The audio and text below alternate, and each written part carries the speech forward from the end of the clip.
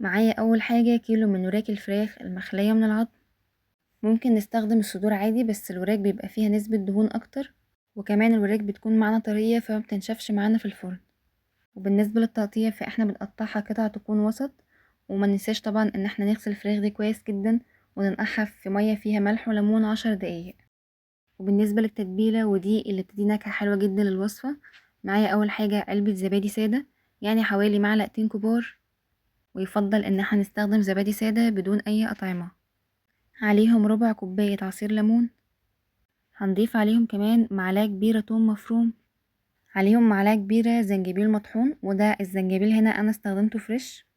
هنضيف عليهم معلقتين كبار صلصة، والمعلقة تكون هرمية بالشكل ده.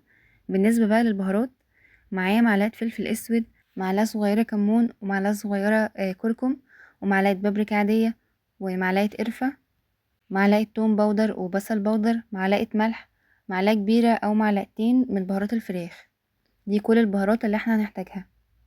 هنحط عليهم كمان معلقتين كبار خل، عليهم كمان ربع كوباية زيت او نص كوباية.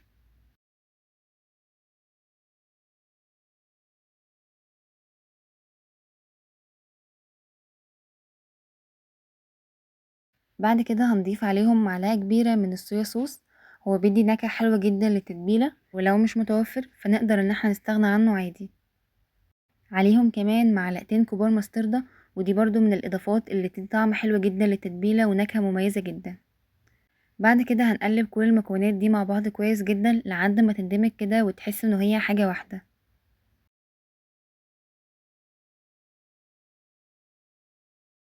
وبعد ما قلبنا التتبيلة كويس، بعد كده هنبدأ ان احنا ننزل بوراك الفراخ المخلية كلها في التتبيلة، ونقلب الفراخ كويس عشان تاخد من طعم ونكهة التتبيلة.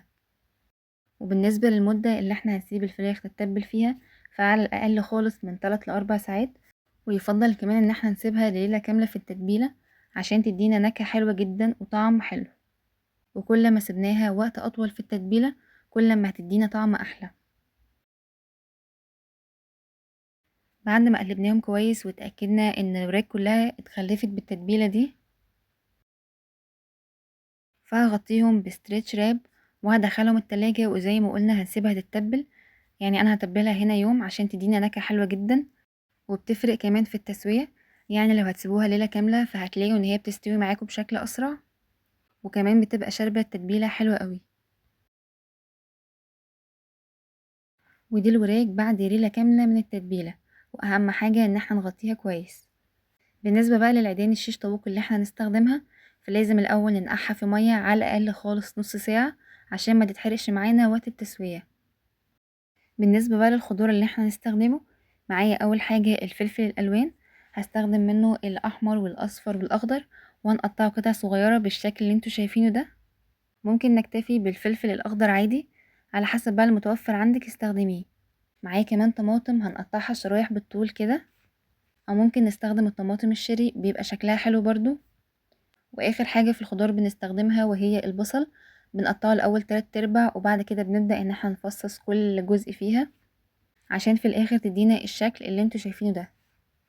بعد كده هجيب العود الخشب وهبدأ ادخل فيه اول حاجة البصل، وبعد كده قطعة فراخ، وبعد كده فلفل، وقطعة وراك. يعني ده طبعا الترتيب مش مهم، بس اهم حاجة ان احنا نخلي شكلها متناسق في الاخر.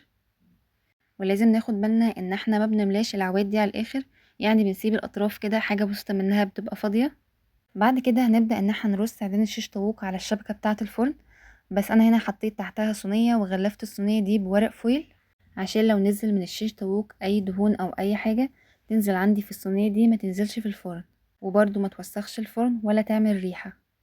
وقبل ما بنرص عيدان الشيش طاووق على الشبكة، لازم الاول نرشها بشوية زيت او نمسحها كده بزيت، وده عشان العيدان ما تلزقش في الشبكة.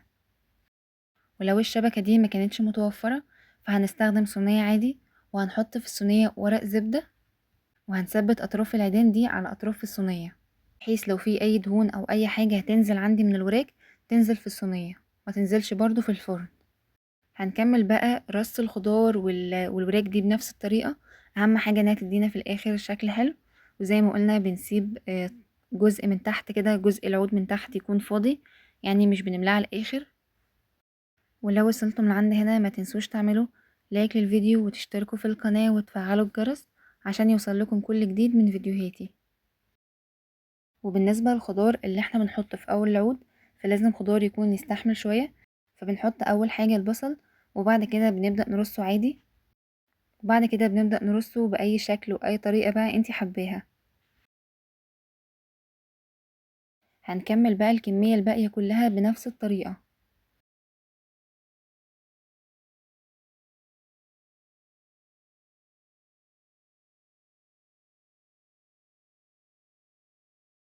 بعد ما خلصنا الكمية اللي معانا كلها ورصناها على الشبكة، هبدأ بعد كده اللي احنا نرش عليه شوية زيت كده من على السطح، وده بتدي لمعة حلوة جدا للشيش طاووق. بعد كده بندخله على فرن سخن. الأول بنشغل الفرن على حرارة 220 لمدة 5 دقايق قبل التسوية، ده عشان تاخد صدمة كده الأول وتستوي معانا صح. بعد كده هندخل الشيش في الرف الوسطاني، ومدة التسوية بتاعته بتكون 30 دقيقة، وما بنسيبوش أكتر من كده عشان ما ينشفش معانا.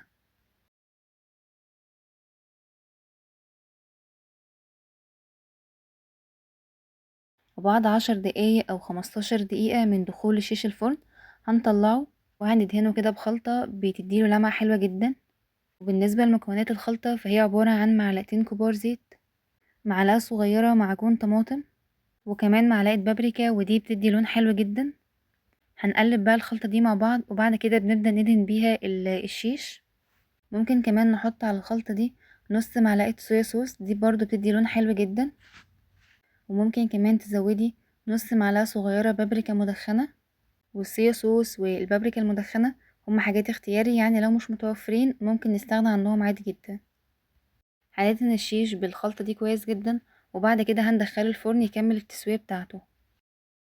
وقبل ما يستوي ب5 6 دقايق كده بنطلعه من الفرن وبنقلبه على الناحية التانية، وبنبدأ بقى ان احنا ندهنه برضو بالخلطة اللي احنا عملناها، وبعد كده هندخله الفرن تاني يكمل التسوية.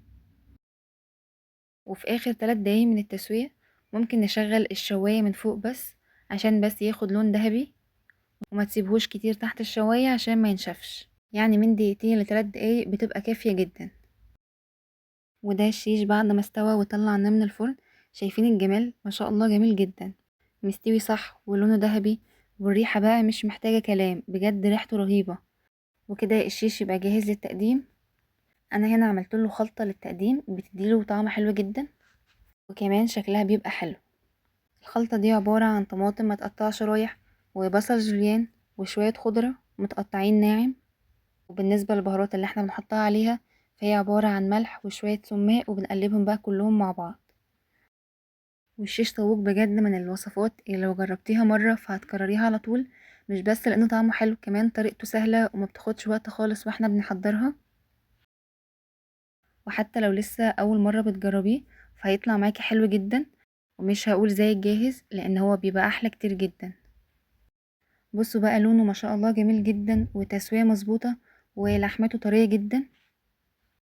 جربوه بقى بالطريقة دي وانا متأكدة ان هو ان شاء الله هيعجبكم.